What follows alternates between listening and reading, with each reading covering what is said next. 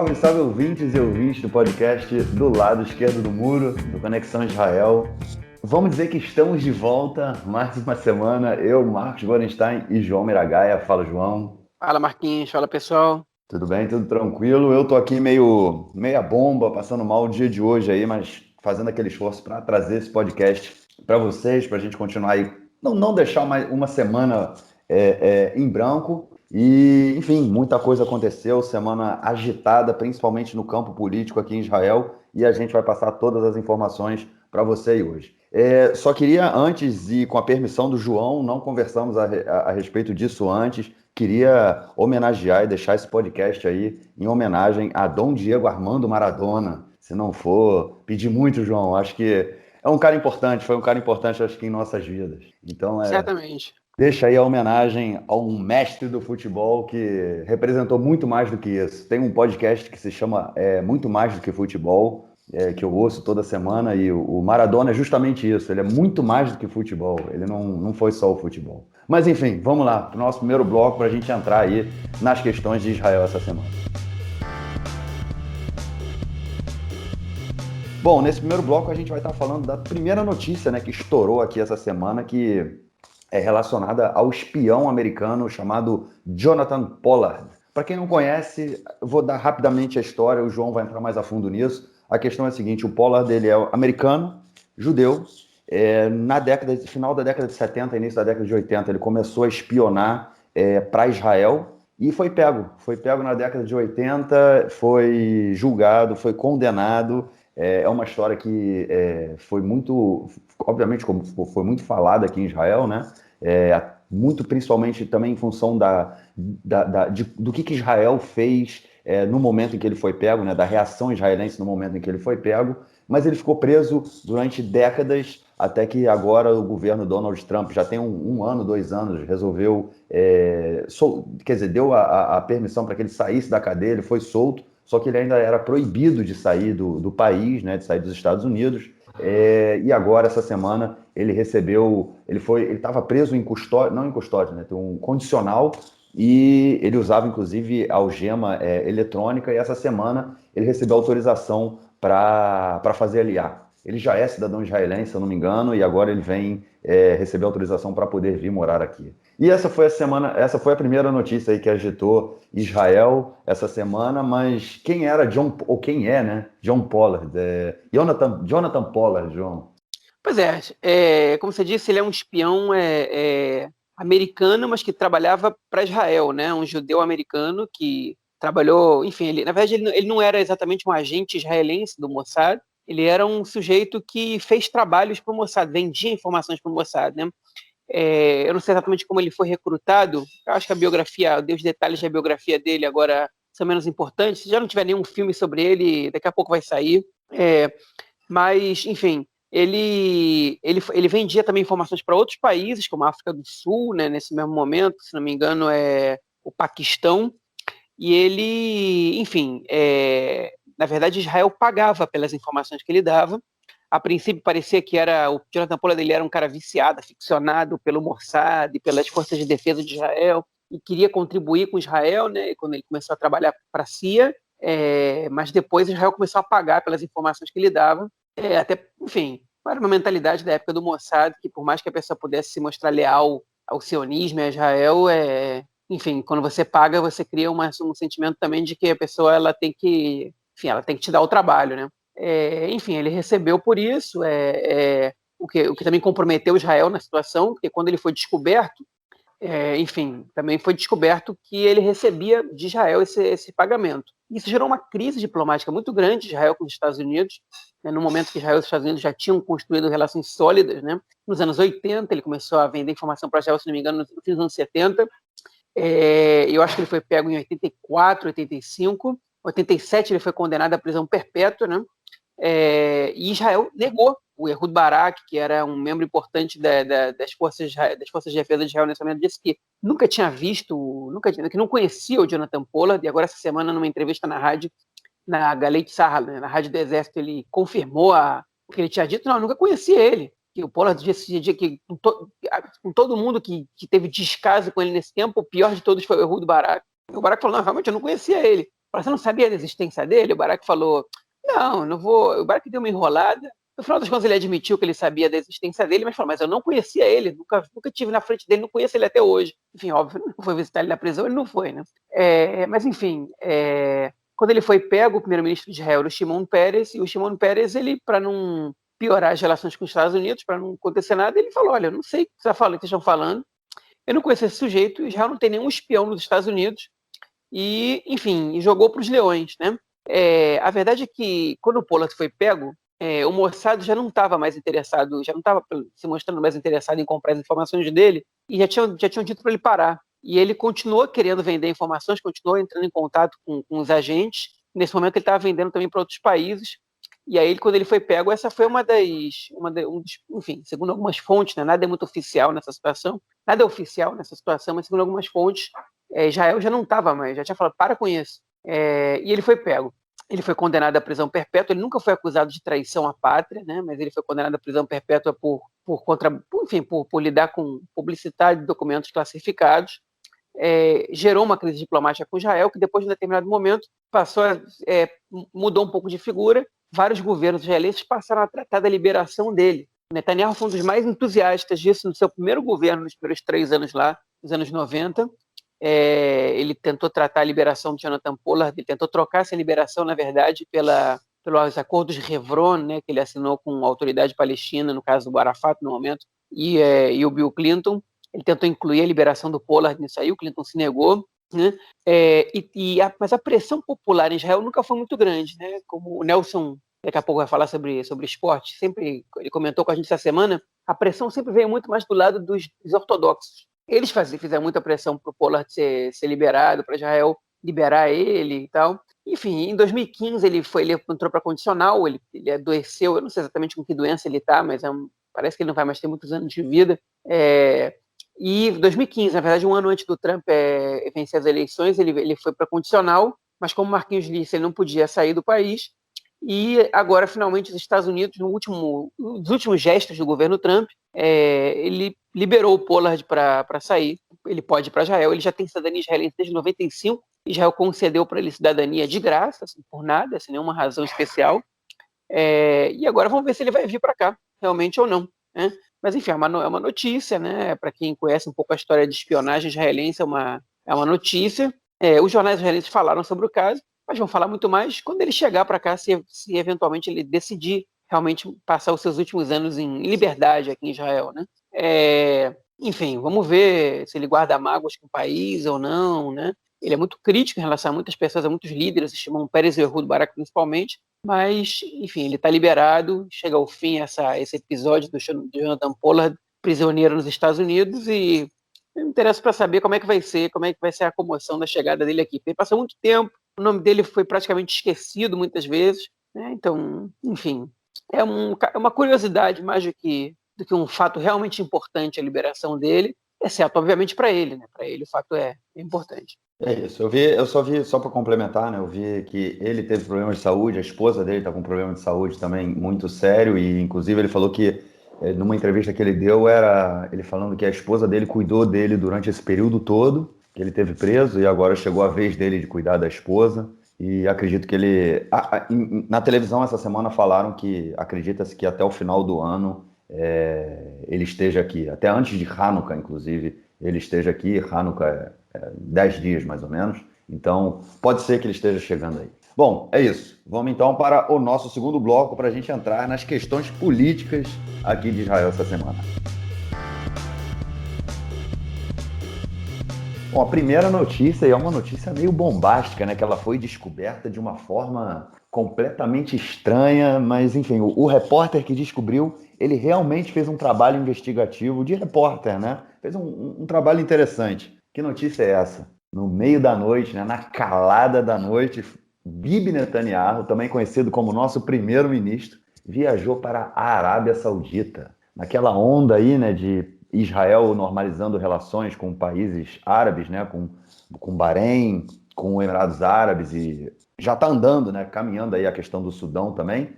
Todo mundo fala da Arábia Saudita, que estaria intermediando. A Arábia Saudita, no momento, não normaliza relações com Israel, mas os dois países já estão com relações muito, muito próximas, e o Bibi esteve na Arábia Saudita no meio da noite essa semana. Foi a descoberta, né, do caso foi realmente muito interessante, mas mais do que isso, mais interessante ainda é essa visita aí no final do governo Trump, né, no apagar das luzes, nos últimos 2 meses, aí, acho que o Biden toma posse em meados de janeiro, se eu não me engano, então faltam 2 meses para o final do governo Trump, e ele ainda tenta, de alguma forma, influenciar alguma coisa e deixar alguma coisa aí para o governo Biden. A gente não sabe o que vai ser. Mas e aí, cara, como é que funciona essa visita do Bibi à Arábia Saudita?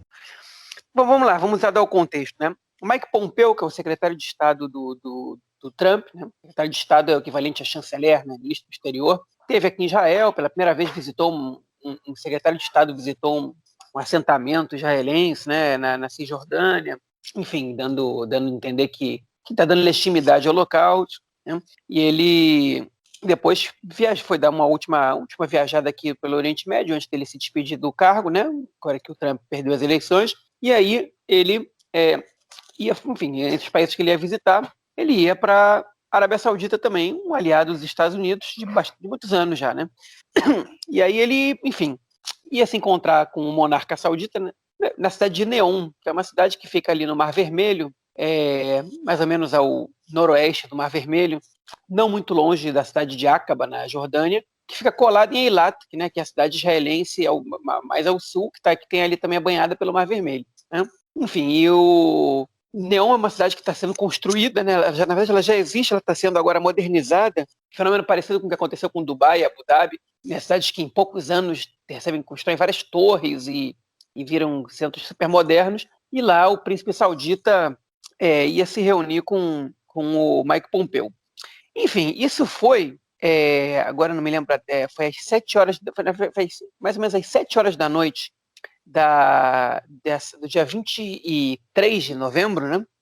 Que a gente está gravando agora no dia 20, hoje é 25, quinta-feira 25, enfim, no dia 23 de 26, quinta-feira 26, então, pois é, quinta-feira 26, na segunda-feira 23 de novembro, se eu não estou errado, ou domingo, agora, enfim.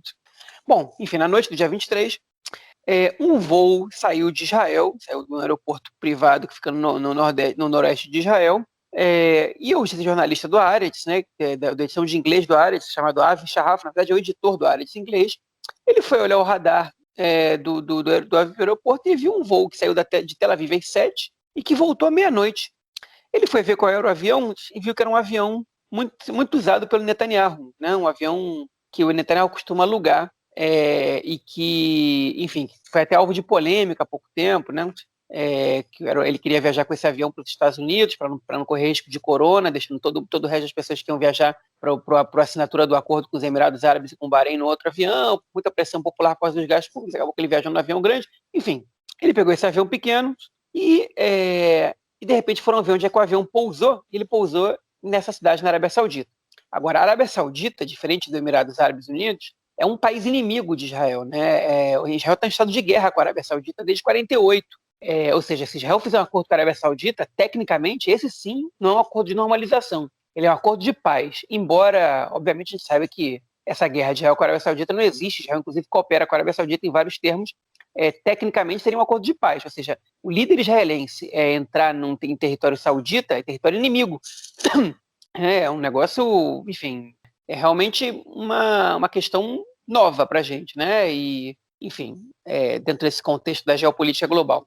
E Netanyahu chegou lá, às 7, teve uma conversa lá com o Mike Pompeo, com o príncipe saudita, muito provavelmente, e voltou. Né? Então, essa viagem ela foi divulgada e o Netanyahu não confirmou, mas também não negou, mas todo mundo em Israel já fala disso como um fato. A Arábia Saudita negou que o Netanyahu tivesse tido lá se reunido com o príncipe saudita, né? Negou. A reação popular na Arábia Saudita não foi muito boa. Não é legal você receber o primeiro-ministro israelense no teu país, né? Enfim, você sabe que as negociações estão acontecendo, então existem fontes que dizem, mas uma coisa são fontes dizerem, outra coisa é a informação oficial, né? Netanyahu esteve na Arábia Saudita, enquanto Israel sendo um país inimigo, enfim, a negociação não foi nem num país neutro, não foi nem na Jordânia. Enfim, essa já seria uma grande notícia a saída de Netanyahu para a Arábia Saudita, né?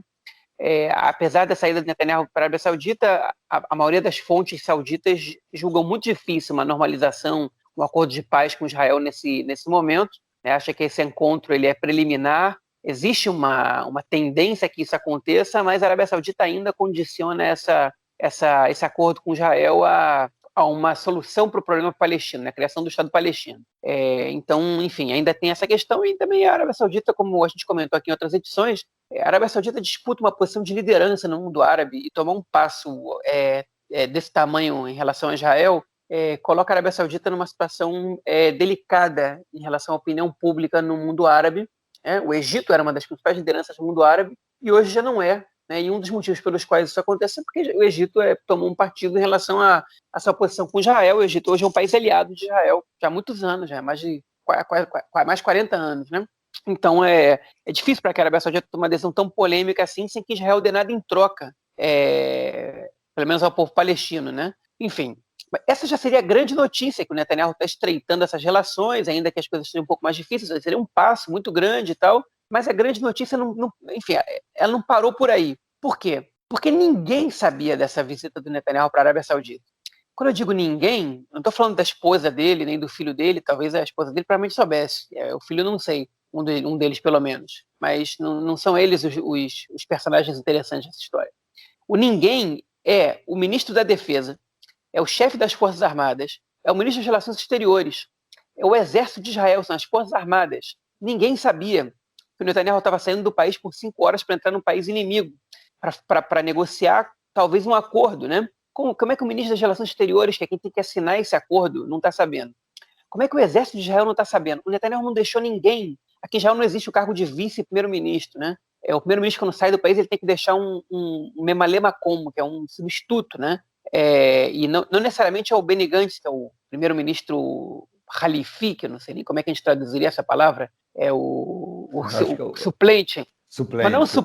Pois é, mas não é um suplente que assume o lugar do Netanyahu quando ele não está. É um suplente que vai assumir em outubro do ano que vem, se é que vai assumir mesmo, a gente já sabe que não vai, mas enfim, mas esse é o cargo dele, né? Então, quando o Netanyahu sai do país, se ele não deixa alguém no cargo de primeiro-ministro para substituí-lo, ninguém pode tomar nenhuma decisão. Se o Netanyahu, se acontece alguma coisa com ele na Arábia Saudita, se um grupo terrorista descobre que ele está lá e faz algum ataque, sequestra o primeiro-ministro, mata o primeiro-ministro, faz alguma coisa, o exército não sabe que ele está lá, o Mossad não sabe que ele está lá, ninguém sabe que ele está lá, o ministro, enfim, por que ele tomou essa decisão sem falar para ninguém? Porque, claramente, ele está escondendo essa informação dos ministros do azul e branco, que justamente estão ocupando os cargos que são mais relevantes nesse momento, né?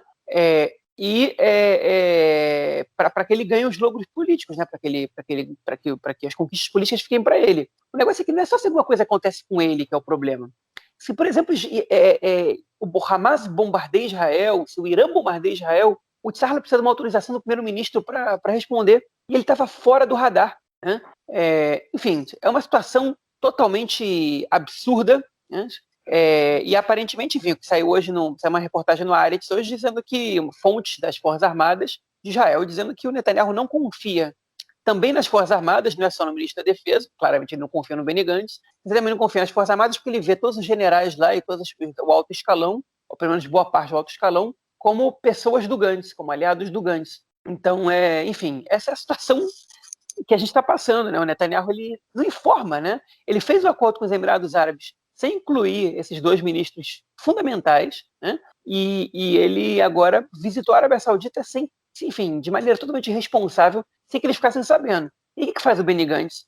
Em resposta, ele vai lá e anuncia, em contrapartida, uma comissão, né, de uma CPI, né, que a gente estava se desenhando nas últimas semanas, para avaliar o caso dos submarinos. Qual o problema dessa CPI? O Mandelblit, que é o procurador-geral do governo, ele disse que o Netanyahu não estava envolvido no caso dos submarinos, que a gente já comentou aqui em outras semanas. Também tem um artigo do Conexão Israel diz que o título é traduzido do Haaretz, né, pelo Marquinhos, que o título é Netanyahu preso amanhã, né, que explica cada um dos casos. Quem quiser mais informação sobre o caso dos submarinos está lá. Mas, enfim, o procurador-geral do governo decidiu que o Netanyahu não é culpado nisso, mas o Benny Gantz não aceitou essa situação e ele abriu essa comissão, né, para investigar. Eu, particularmente, acho que o procurador-geral está sendo precipitado, no mínimo, né? E decidiram que o Netanyahu não tem ligação, porque tem muita coisa aí que está muito estranha nessa história, enfim, que a gente já comentou em episódios passados, talvez a gente volte a comentar hoje. O problema é que o próprio Benny Gantz tinha dito há alguns meses que confiava no procurador-geral e que também não via o Netanyahu implicado nesse caso, via pessoas próximas ao Netanyahu. E ele sabe que o Netanyahu ele tem receio em relação a essa pasta, porque essa pasta ela não é uma pasta de corrupção a mais que envolve a mídia ou que envolve alguns presentezinhos. É uma pasta que se prova que o Netanyahu, ou se fica muito na cara, ou se convence a opinião pública de que o Netanyahu está envolvido com esse esquema, isso configura, às vezes, traição à pátria. E isso com certeza tem como consequência a perda da base do eleitorado do Netanyahu.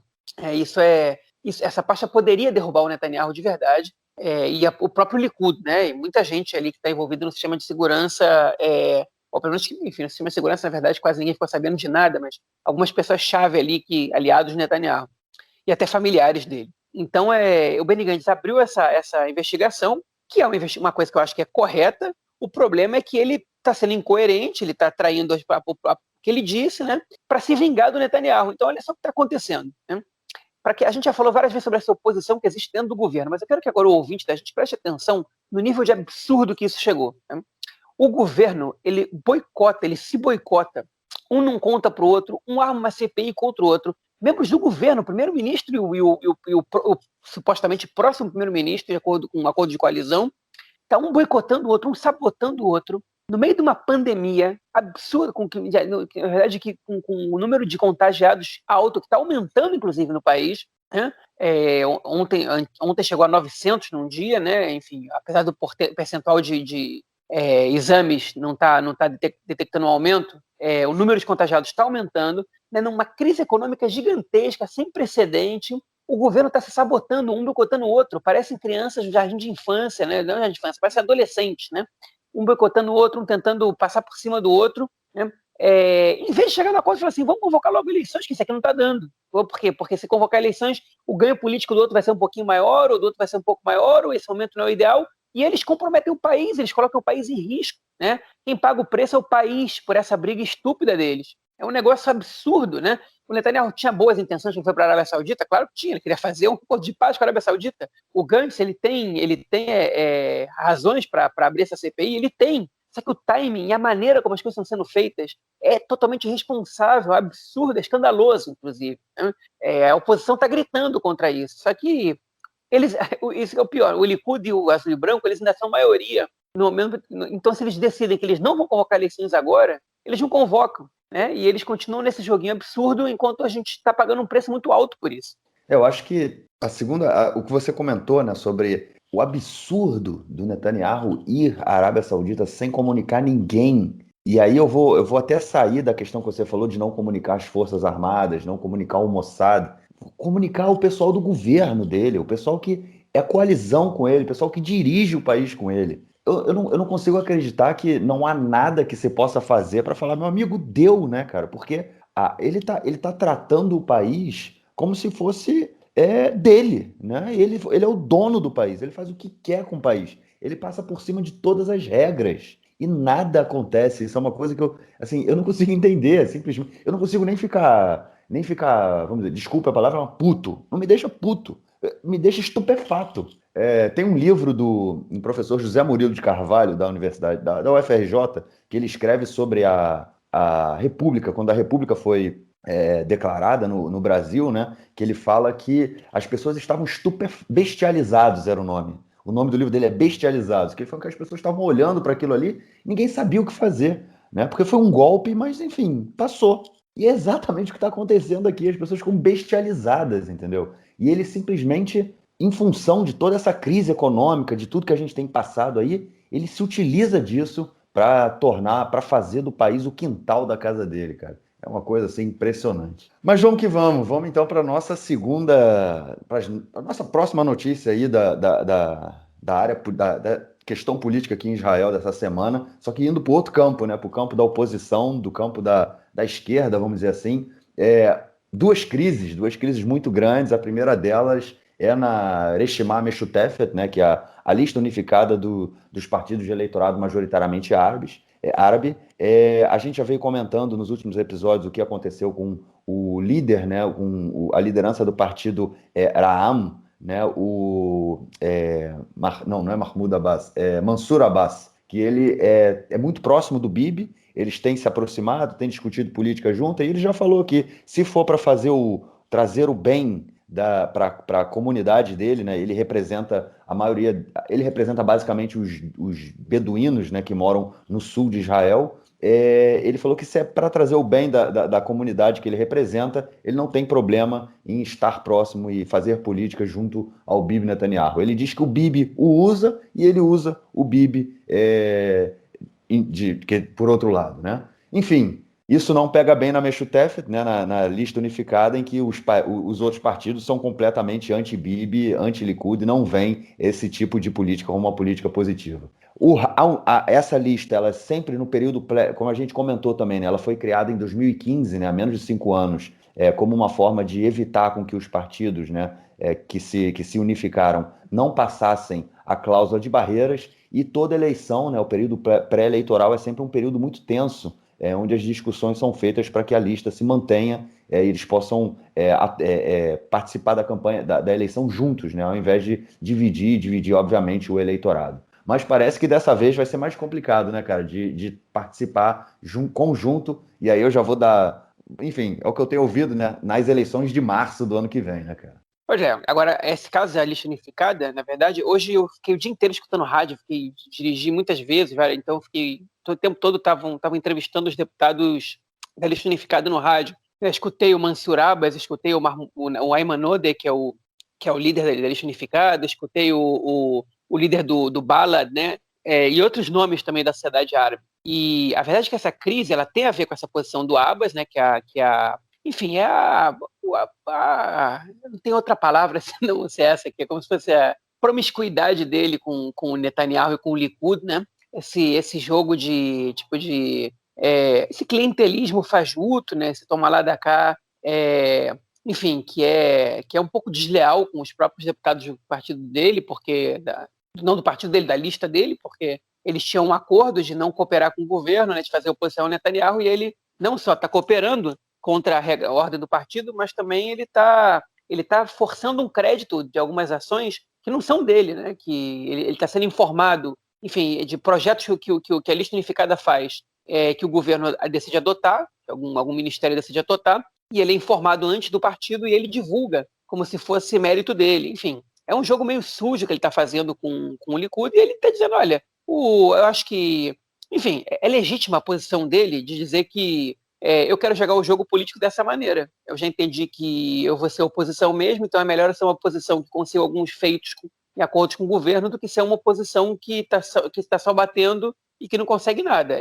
Essa seria uma postura legítima, mas o problema é que para que ele faça isso, ele tá primeiro, jogando de uma maneira suja, né, que é recebendo a informação antes dos outros e fazendo publicidade em cima de feitos que não são dele, e também, eu acho que o principal, né, é que ele está fazendo isso contra a vontade da maioria da sua própria lista e contra os acordos que eles mesmos combinaram, né? E aí, numa conversa de WhatsApp da lista unificada, que chegou nas mãos da jornalista Daphne Aliel, do Canal 12, o Ayman Odeh, que é o líder da lista, ele diz que o o Mansur Abbas está fazendo é um crime contra a lista unificada, contra os eleitores árabes, contra o público árabe israelense, né, enfim, fazer parcerias com Netanyahu, que é um cara que incita ao ódio contra os árabes e blá blá blá, enfim, tudo isso que a gente sabe, né, que o Netanyahu é acusado e que parte dessas coisas a gente realmente sabe que ele faz, enfim, e tá essa briga interna ali e um perigo da lista unificada ela se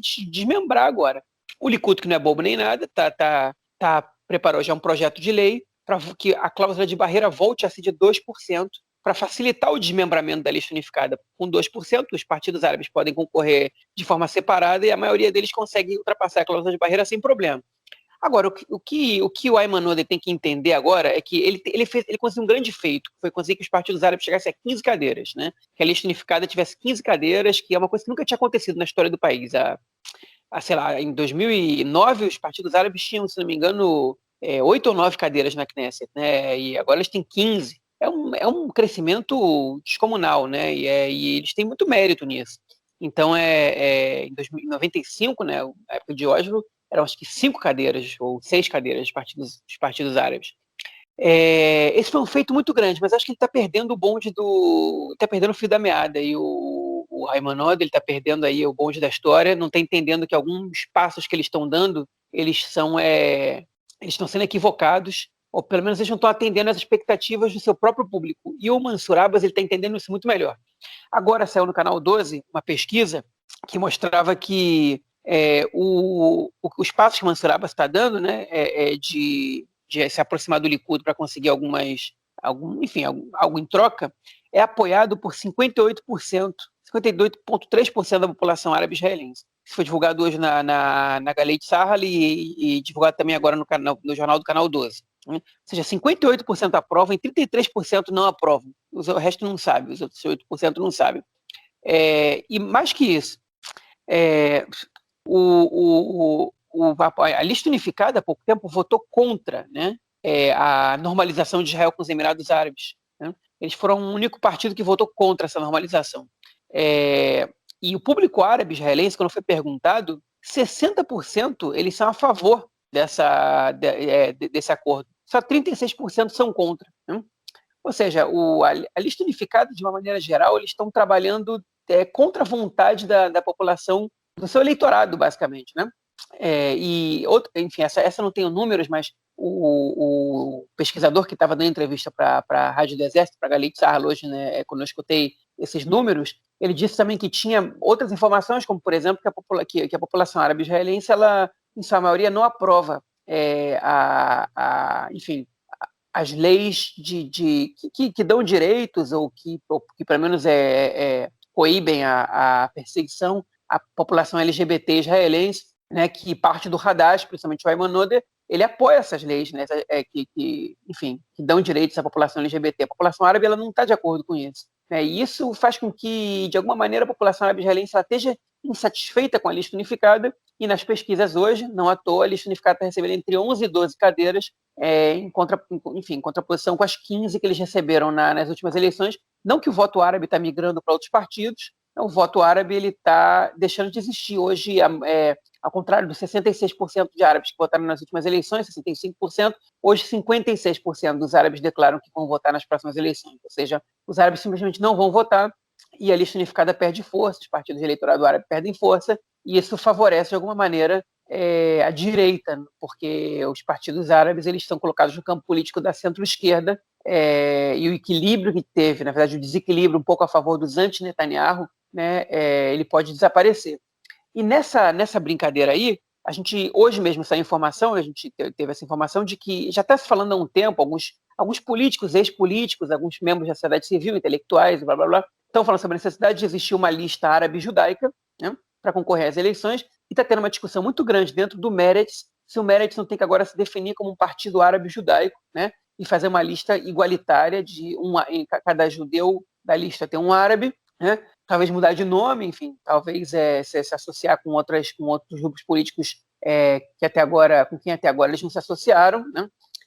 O Meretz está querendo surfar nessa onda aí da insatisfação do eleitorado árabe israelense com a lista unificada e angariar parte do apoio do eleitorado árabe. Vale lembrar que as primeiras eleições dessa série de eleições agora, as de abril de 2019, o Meretz recebeu 40 mil votos das cidades e aldeias árabes, que equivale a um pouco mais que uma cadeira. Esses votos salvaram o Meretz de não passar pela cláusula de barreira. Depois, obviamente, o partido perdeu esses votos, porque se juntou com algumas forças políticas que não têm muita aceitação na população árabe israelense, e também porque a lista unificada se reformou. Vale lembrar que em abril de 2019, a lista unificada ela se fragmentou em 2 partidos, e depois, nas outras 2 eleições, eles se juntaram e tiveram 13 e 15 cadeiras, respectivamente, nas eleições seguintes. Então, enfim, o Meretz está tentando surfar nessa onda, mas nem todo o partido está de acordo com isso. E o que tudo indica é que o Meretz vai rachar. Um grupo vai tentar fazer uma lista árabe-judaica e o outro grupo vai tentar manter o Meretz no estilo atual, que é com espaço para a população árabe, mas sem se definir dessa maneira, sem mudar a regra interna do partido, enfim, tudo mais. Vamos ver o que vai acontecer, se vai funcionar, né? Essa tentativa do Meretz de formar essa lista. Eu tenho uma opinião sobre isso, uma previsão que eu vou fazer sem ter bola de cristal nenhuma, então eu posso errar, mas eu acho que eu não vou errar, não. que se o Meretz não se associar a nenhum dos outros partidos árabes, especialmente o Hadash, né, ou alguma organização social árabe muito forte, simplesmente o Meretz mostrar a intenção de ser uma lista árabe judaica não vai mudar quase nada na votação do partido. É capaz aí dos votos que o partido ganhar do eleitorado árabe, perder do eleitorado judaico, e não vai mudar nada essa balança. Por outro lado, caso o Meretz consiga trazer umas pessoas de fora, mudar o nome do partido, juntar com o Hadash, algum outro partido árabe, fazer uma aliança com setores de público árabe realmente relevantes, né, aí, enfim, formar uma nova cultura política, né, em Israel, já que uma lista árabe judaica realmente igualitária nunca aconteceu na política israelense, no espectro político israelense, aí sim, isso pode ter um sucesso, inclusive pode ser um novo panorama da esquerda israelense, né, que pode vir a salvar a esquerda israelense. Enfim, vale a pena a gente esperar para ver o que vai acontecer, mas eu não sou muito otimista com essa iniciativa saindo de dentro do Meretz. Eu acho que o Meretz está muito queimado, tanto para a população judaica quanto para a população árabe. O Meretz, na verdade, eu não vejo muito futuro para o partido, diferente do que é hoje, né? 4, 5 cadeiras no máximo aí na Knesset, e brigando sempre contra a cláusula de barreira e sem muita relevância, até porque o Meretz não faz parte de nenhum governo desde os anos 90, né? Então, enfim, lamentavelmente, isso foi o que aconteceu com o partido, e se isso é o que está acontecendo, é sinal de que alguma coisa nova tem que surgir aí. Mas o interessante é que esse quadro que você coloca aí do Meretz, ele é basicamente o quadro também da esquerda sionista, né? O que também aconteceu com o Partido Avodar, né? Com o Partido Trabalhista, que foi diminuindo, e hoje a gente tem o quê? São 3 deputados, né? 2 estão dentro do governo e um está na oposição. Eu nunca vi coisa igual. Mas dá essa discussão aí de se os 2 estão dentro do governo, eles se juntariam ao azul e branco, né, nas próximas eleições. Mas eu acho que é mais uma prova de que a esquerda sionista ela precisa se reinventar, né, cara? Precisa pensar, se reestruturar, se revolucionar, na minha opinião. E também muito isso, essa renovação, ela também é mais ou menos o que tem que acontecer com o parte da lista unificada, né, de acordo com o que você falou aí, que a lista unificada votou contra o acordo com os Emirados Árabes e 60% da população árabe é a favor. Né? E você disse que a lista unificada está indo contra, né, a população que representa. Mas isso também é interessante de fazer uma análise, né, de quanto os políticos eles defendem mais as suas ideias, né, as ideias que são discutidas em um núcleo partidário pequeno, do que ideias que são discutidas pela população e o que a população acha, né? É a questão dessa política de representatividade, o que realmente ela representa, né? O que os nossos representantes realmente representam, a quem eles representam, o que eles representam. Mas, enfim, é uma discussão política aí é muito complicada, passa por muitos debates, né, e muitas questões, é só parar para pensar, eu gosto muito de pensar nessa questão aí. Enfim, vamos ver o que a Reshima Meshutefet, né, a lista unificada, e o Meretz vão aprontar para as próximas eleições, que, como a gente vem falando, devem ser logo, logo. É isso. João, você quer tocar então na questão aí das pesquisas também, que saíram essa semana? Vou sim. Essa semana saíram pesquisas do canal 13, né? Que é o canal que, enfim, onde trabalha o Camille Fuchs, que é a maior autoridade aqui em pesquisas de preferência política em Israel, e a pesquisa confirma o crescimento do Yamina, confirma que eles estão se aproximando do Likud, né, com 24 cadeiras, ou 23 a 24 cadeiras contra 27 do Likud. O Yesh Atid se manteve ali com 18, o Azul e Branco está ali com 10, né? A lista unificada caiu para 12, né? Enfim, confirma que o principal rival do Netanyahu nas eleições vai realmente ser o Bennett, que tudo indica, menos que o cenário mude, né? O Bennett está com moral, não foi uma onda só que está passando. O que muita gente espera na verdade, que o Netanyahu espera muito que aconteça, ele está tentando segurar as eleições, até que a vacina chegue aqui e faça algum efeito. Porque chegando vacina e fazendo algum efeito, ele desmonta o Bennett, que está montando toda a sua plataforma em cima das críticas ao governo no combate à corona e à crise econômica. E o que o Netanyahu espera é que com a chegada da vacina, não só a corona fique para trás, mas também uma onda de otimismo chegue ao país e que a economia ela cresça, né? E que, enfim, que o país melhore, que o país dê um salto e aí ele derrubaria o Bennett nessa situação. Resta ver se o Bennett ele vai conseguir se manter forte. Primeiro, resta ver se as eleições vão ser antes da vacina, eu acredito que vão acabar sendo, e também se o Bennett vai se manter forte até mesmo depois que a vacina chegar. Até porque a gente não sabe que se depois que a vacina chegar, a gente sabe que se a vacina chegar e ela realmente for provada ser eficiência, a corona vai deixar de ser um problema, pelo menos de tamanho que é, mas a crise econômica a gente não sabe por quantos anos a gente vai pagar o preço dessa crise, que já ia acontecer independente do governo, da política adotada pelo governo ou não, mas essas trapalhadas atrás de trapalhadas, falta de planejamento, falta de orçamento, ignorar os profissionais, enfim, tudo isso a gente sabe que por isso aí o preço que a gente vai pagar vai ser mais alto ainda e com juros mais altos ainda. Então resta ver se o Bennett se o Bennett ele vai conseguir se aproveitar disso ou não, porque ele surfou na onda da crítica ao governo e quando a crise acabar, né? Será que ele vai continuar mantendo essa popularidade? Enfim, vamos ver o que o eleitor israelense vai dizer. É isso. Vamos então passar para o nosso próximo bloco para a gente sair da área política, mas a gente vai continuar falando de política. Bom, e nesse bloco a gente vai estar falando de política e questão de justiça também, tudo junto e misturado. Duas notícias rapidinho para vocês. A primeira delas, ela fala do Mandelblit, né, o nosso queridíssimo aí, procurador-geral do Estado, aquele que é super amigo do Benjamin Netanyahu. Ele obrigou o governo agora a nomear não é o diretor, é o comandante-geral da polícia. Várias indicações, né, que são feitas pelo governo, elas estão congeladas, porque, de acordo com um acordo de coalizão assinado entre o Likud e o Kahol Lavan, o azul e branco, há de ter um consenso aí nas indicações, os dois lados têm poder de veto, então a gente está com vários cargos aí que ainda não foram nomeados, por exemplo, procurador-geral do Estado, né? A gente está mais de um ano sem procurador, a mesma coisa acontecendo aí com o comandante-geral da polícia, só que agora o Mandelblit disse dai, né? Quando a gente fala em hebraico, fala dai, né? Maspik, suficiente, já deu, basta. Nomeiem agora um comandante aí para a polícia, cara. Vai ter ou não vai ter, cara? Ele mandou, vai ter. Ele mandou, vai ter. Acabou a brincadeira. Agora, esse caso, okay, enfim, foi o Yair Lapid e o Naftali Bennett essa semana fizeram discursos, né, a gente comentou no bloco passado, né, da briga do Netanyahu com o Gantz, que um não conta para o outro uma coisa e o outro ignora o acordo e blá blá blá. Agora, essa do comandante-geral também era uma indefinição, porque o acordo de coalizão permitia isso. O Likud estava criando dificuldade para que a comissão eleita para nomear o comandante-geral fosse feita de acordo com o que eles queriam, e tinha uma indefinição, então no acordo de coalizão eles iam adiar até ter uma definição. E o Mandelblit falou, chega, e aí o Lapid, que ele falou? Que a primeira vez que ele viu um governo, ele falou, já teve governos horríveis nesse país, mas é a primeira vez na minha vida que eu vejo um governo que não quer trabalhar. E o Bennett, ele falou uma coisa parecida também, ele disse que não é possível que fica um jogando contra o outro enquanto tem cargos aí que não estão sendo decididos. O Rivlin, o presidente do país, falou, já chega, não tem briga política que fique mais de quase 2 anos que a polícia não tem um comandante. Enfim, e aí o procurador-geral do governo veio e falou assim, basta, okay? Vai ter que nomear esse negócio agora, e daqui a pouco ele vai obrigar o governo a nomear o substituto dele também. Né?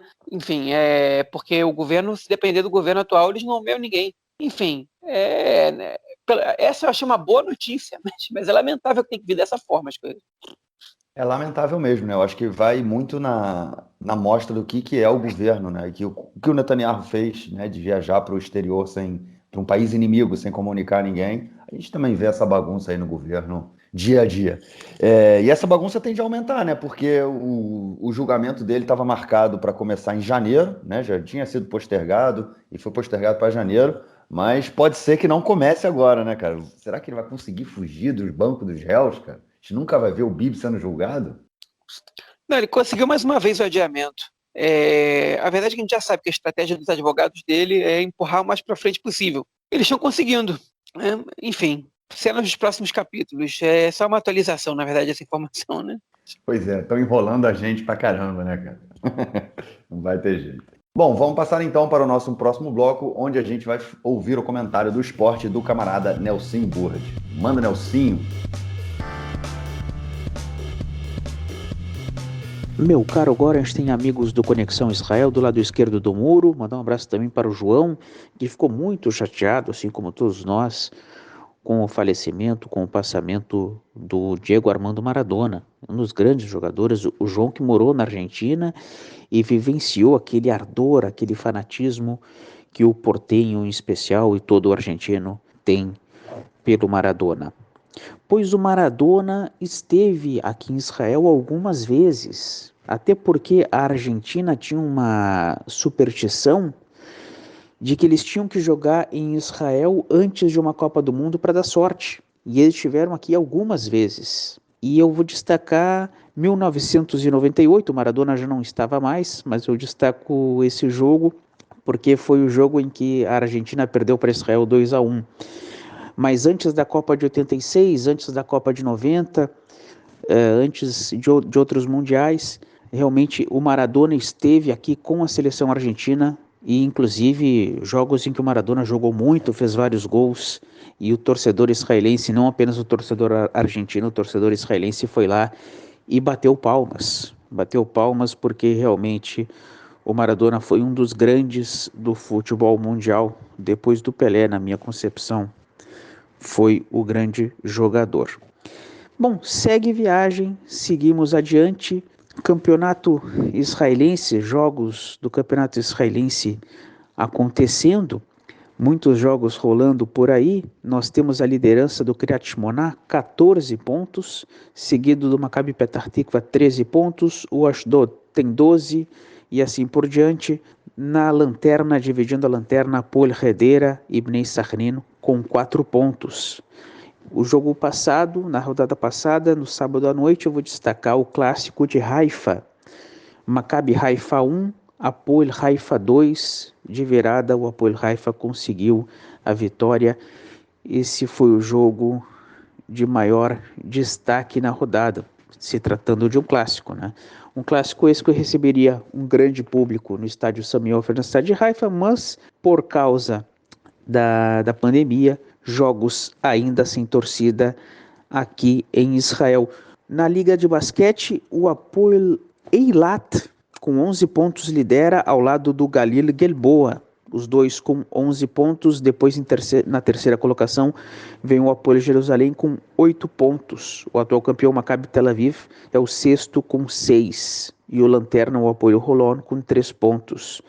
Destacando os jogos da última rodada, o Hapoel Tel Aviv ganhou 82-80 do Ness Tziona.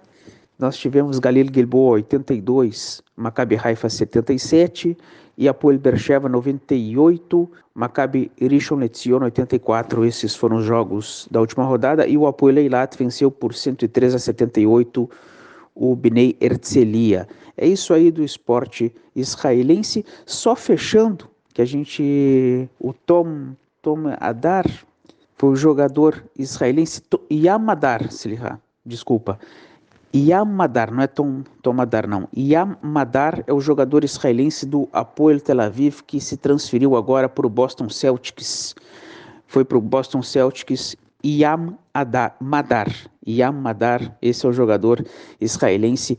Ele que nasceu em 21 de dezembro do ano 2000, vai completar 20 anos daqui a pouquinho.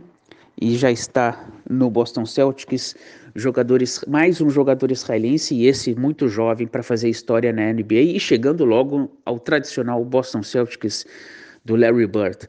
É isso aí, um grande abraço. Valeu, Nelsinho, obrigadão aí pela notícia, pela mensagem, e a gente te espera na semana que vem. João, ficamos por aqui ou algo mais a acrescentar? Não, 2 coisinhas a acrescentar, sim.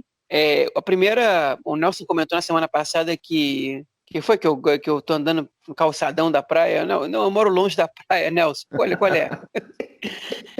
Olha, não sei se vocês já perceberam, mas as coisas que o Nelson fala de mim aí toda semana, a maioria é mentira. Às vezes ele conta umas verdades aí.